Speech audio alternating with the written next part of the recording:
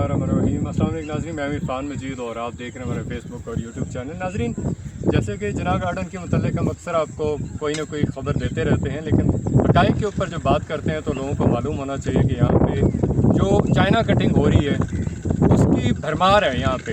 यानी आप समझें कि यहाँ पे जना गार्डन का जो एरिया था, जो कर्नल नज़रुल इस्लाम साहब ने यहाँ पे एक चीज़ छोड़ी थी, इसलिए कि यहाँ पे मालूम हो सके कि यहाँ पे लोगों का जो बाद में रहने आएंगे उनके लिए पानी का कुछ न बने। जहाँ पे आप बोर जो है वहाँ पे करवाएं 50 फीट जाता था, इसलिए यहाँ पे एक बहुत बड़ी चीज़ छोड़ी गई थी जिसको मौजूदा मैनेजमेंट कमेटी ने आपके सामने मैं दिखाऊँगा कि 125A जो आज नई कटिंग हो रही है, आप देखें झील की फिलिंग हो रही है।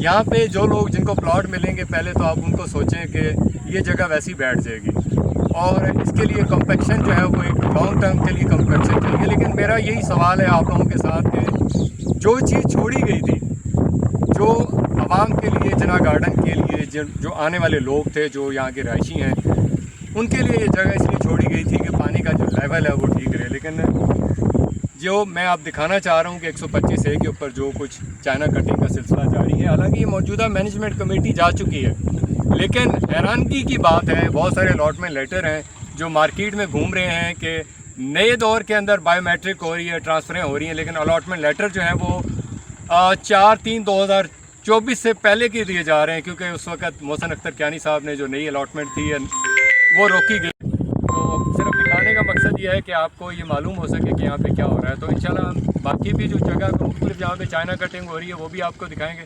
यहाँ के लिए जो है वो यहाँ पे बहुत काफ़ी हो चुका है। अगले क्लिप में आपको मज़ीद इसकी अपडेट देंगे। बहुत शुक्रिया। अस्सलाम वालेकुम।